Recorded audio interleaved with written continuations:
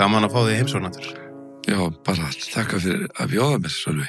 Við ræddum aðeins þegar ég hitti þig, en alltaf gaman, þú komst hérna einu sinni í bleika jakkanum. Já, nú kem ég í bláa jakkanum. Ljósbláum. Já. Og maður hugsar það er tíðni í litum.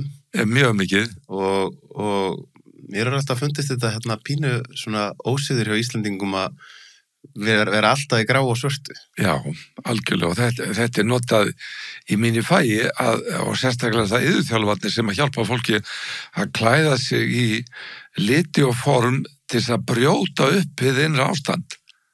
Að vera í andstæðan litu við eins og þið líður til þess að búa til annað ástand út og við. Þá bregst fólk öðru sér við. Algjörlega, ég man eftir tímabili þar sem ég var mjög oft í svona litríkum gallabuxum. Sko. Já. Neongrænum eða turkisbláum og það var oft svona maður fekk mjög jákvæð viðbrögð frá fólki. Sko. Já, akkurat, sko. Fólk brosir, sko. Það er eitthvað eins og lýsir aðeins upp umhverfið. Sko. Akkurat. Sérstaklega hérna á Íslandi. Já. En ætli þetta sé, sko, að því nú er ég frekar nýlega komið frá Afríku og þar eru náttúrulega sérlega litríkir. Já, það er yndislegt, sko. Og þá fær maður að hugsa, ætli þetta sé hluti af því að svona einhvern veginn kuldanum og myrkrinu og kannski áliti annara eða er þetta bara eitthvað tilfallandi? Eða að fara dýpra og tala einlít skólakerfi þar sem verið að tróða í staðendum en ekki kenna fólki að hugsa og spyrja og finna hver þeir eru og hvað þeir vilja. Skilja, það er ekki áhersla á að leyfa einstaklega að blómstra, heldur er við settir á versmiðhjólið og bara framlega alla eins. Já, einmitt. Ég talaði við félaga minn, hann kallar þetta mónokúltúr. Já, þetta er mónokúltúr. Þá steypa öllum í sama mót. Sem er alveg hrikalega slæmt. Það er það, sko. Það er hrikalega slæmt. Það eyðileggur ánægina lífinu. Við eigum að fá að vera öðruvísi. Ég var núna á leiðinni heim, þá var ég hjá vinni mínum í 2 nætur og þau eiga 3 börn. Já. Það tók mig ekki nema, ég var með þeim í 2 sólarhringa og ég var að umgangast börnir í fyrsta skipti. Já. Bara á þessum 2 sólarhringum þá sá ég, þetta eru gjörólíkir einstaklingar. Algjörlega. Og þá einmitt var ég að hugsa, það er galið að þessir krakkar farin í sama skólakerfi og það sé ætlast til þess að séu öll eins þegar að þú þarft ekki nema bara aðeins að vera með þeim til að sjá hvað karakter einkennin eru gjörólík. Og þetta er í okkar landi og sérstaklega í Evrópubandalaginu sem er að reyna að búa til lög og reglugerðir út í eitt hvernig hlutirnir er að vera. Einmitt. Og það er einhvers þessi hugmynd að ef við búum til stærra regluverk að það verður örgar að lifa. En þú rekur því samt með tanna í gólfið og dettur á hausinn og skilurðu, það er ekki að koma í veg fyrir hættun í lífinu og ef þú tekur hættuna þá tekur líka gleðina. Þetta er mjög góð punktur. Já. Er það ekki mitt, sko, því ég er aðeins að rekast á, eða svona, ég er alveg búin að sjá það áður, en ég er svona, í minni sjálfsvínu akkurat núna, þá er ég að sjá hvað ég er mikið kontrollfrík. Þú er svo mikið kontrollfrík. Já. Ég vil alltaf stjórna allri útkomu. Já. Þá er mitt eins og segir, þá er maður aðeins að fatta, sko, þú tekur svo mikið gleðin úr lífinu að þú vilt alltaf stjórna allri útkomu. Þetta er svo mikil aftenging frá núinu og aðri mætti og flæði. En þetta er sko fullkomna áráttanir okkur einhverju leyti arfgeng, mismunandi mikið sko og þetta er, getur við kallað kvíðavandamál, að reyna að stjórna einhverju þegar það er eitthvað innra með okkur sem að við getum ekki stjórna ósátt við. Og auðvitað höfum við líka að upplægi mismunandi hæfileika að aðlagast breytingum í umhverfi og breytileika. Sumir þurfa mjög lítinn breytileika bara til að geta lifað af. Aðrir lifa fyrir mikinn breytileika og þetta sjáum við eins að við höfum nú rætt þetta áður með ADHD fólki og það skiptist alveg í 2 hópa þarna. Að meirihlutinn vill áhættu og meiri breytileika en minnihlutinn vill meira öryggi en aðrir og hafa allt í fastu formi og svo er svona hlutir sem að sveiflast á milli þarf spennuna og fjörið en þarf svo að taka pásu í einangrun og eftir þannig það eru meiri breytileiki þarna. En hvað með þeim þetta því að ég ætla aðeins að tala við sko, hvað kallar að halda andlega hreinu heimili? Já. Og þá langaði með að þetta sem við erum að tala núna að sko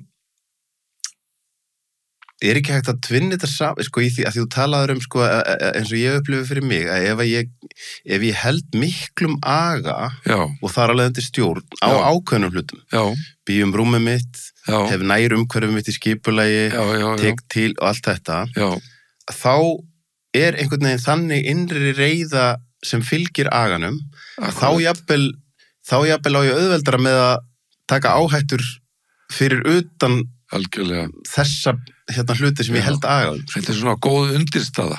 Já. Þó, samt að minnast á að það er alltaf tóm villis að búa rúmið, þá taka sængina af rúminu og láta rúmið þotna. Nú? Þegar við svitnum einhverja lítra í rúmið hverju nóttu og við ræktum alls konar villis í rúmið að við látum það ekki þotna á deginum, sko. Hvað þú meinar? Já. Þú segir nokkuð. Já. Ég reyndar svefnherbergi mitt. Ég hefði það svo kalt að ég veit ekki hvað ég svitna mikið, sko. Já, þú ert samt með sængona á þér, sko. Jú, auðvitað. Já. En hvað er að halda andlega hreinu heimili?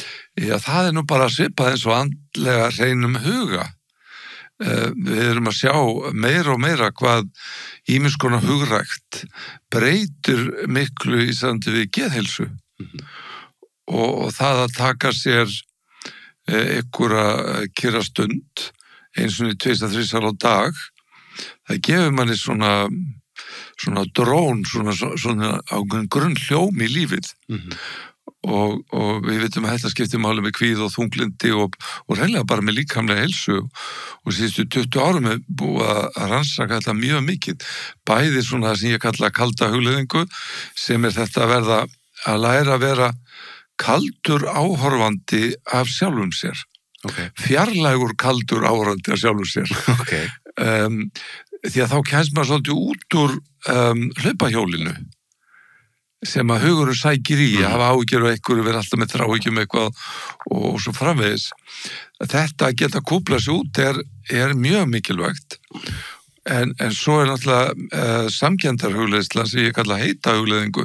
Það er að setja nálægur sjálfum sér en ekki í sjálfum sér. Ok, hver er munurinn? Já, það er svona einhverju sentimetra munur. Hálfur meter. og vera elskulegur og hlý. Ég nota mikið ímyndunarafli þegar ég er að kenna svona hugleiðslu og annað kalla ég örnin. Að loka augunum og sjá sér svífa í heiðum himni og horfa niður við líf sitt og yfir sig hér og nú og vera áhorfandi án afstöðu og maður finnur þegar maður gerir þetta að það koma taumallar en að toga mann inn í það sem maður er. Já. Og maður þarf að leyfa neini, ég ætla að vera hér smá stund. Og þetta er mjög mikilvægt að læra að vera ef ekki að segja, að taka pásu og sjálfur sér smá stund. Já. En svo þetta hitt með nándina og kærleikan og samkenndina að ég kalla það gjarnan nautið og þá ertu þungur og sterkur, elskulegur og stöðugur en ekki alveg inn í þér. En ert með góðvilja gagnvart sjálfum þér. Því það er oft erfitt að vinna með sjálfan sig verandi maður sjálfur. Þannig maður þarf að splitta sig upp til þess að vinna með partin sem þarf á hjálpa að halda. Þetta finnst mér góða punktur að því maður hugsar oft sko, þegar það er eitthvað sem að, hvort sem að það er manneskjar sem vil fara að taka heilsuna í gegn að borða hollar eða maður vil breyta einhverjum munstrum og eitthvað, þá er það oft sko, að því egóið er svo trikki, að þá er það oft sko, þegar þú ert einhvern veginn, já, nú verð ég bara að gjöra svo vel að fara að breyta mér og hérna, og það er einhvern veginn, kemur að í því er ekki sjálfsmildi. Og þú hugsaður sko leiðin til að raunverulega ná að breyta einhverju verður alltaf að byrja með að þú elskir partinn sem þú vilt breyta nákvæmlega eins og hann er akkurat núna. Nákvæmlega, þetta er þversögnin. Parturinn sem þú vilt breyta, þú getur ekki breyta honum fyrir hann má vera eins og hann er. Já, og þá er sko einmitt, sko á einhvern hátt er þá gott að horfa á sko að egóið er að ná að viðhalda partinum með því að láta þið fara í sjálfshörku við að fara að reyna að með því breyta að hafa sterkar skoðanir á því, sko. En með að halda andletheimili raun og veru svolítið svipa því að, sko, ég sæki nú gjarnan í ýmsar hugmyndir í trúarbragðahefðinni og mér finnst mjög gaman að búddismannum. Þar eru ýmis hugtök sem eru gagnleg. Eitt hugtök sem mjög skemmtilegt og má sjá hliðstæður í miðaldarsspeki í Evrópu og það hugmyndin rýmið. Meira sé í eðlisfræði fyrir 100 árum þá vorum við alltaf að tala eterinn, sko. Svo hugsa maður, nei, það þarf ekki einhvern eter til að ljósi ferðist rýmið, en samt þetta sem við kallum tóm fullt af ykkur sem að koma og fara. En í búddismannum þá þessi hugmynd að þitt innra rými þín innra vitund og þitt ytra rými sem þá heimilið eða húsið eða landaregnin þitt ytra rými og í því býr vitund. En ekki bara vitund, hvernig þú mætir þínu innra rými og mætir rýminu á heimilinu breytir hvernig þið líður í þessu rými. Og í þessu rými, sko, bara eins og persóna, eftir hvað búið að ske, að þá koma lög af, getur við kallað skuggum eða einhverju sem skyggir á þetta hreina eðli sem í þessari vitund þarna, sem við getum kallað bara alheimsvitundina sjálfa.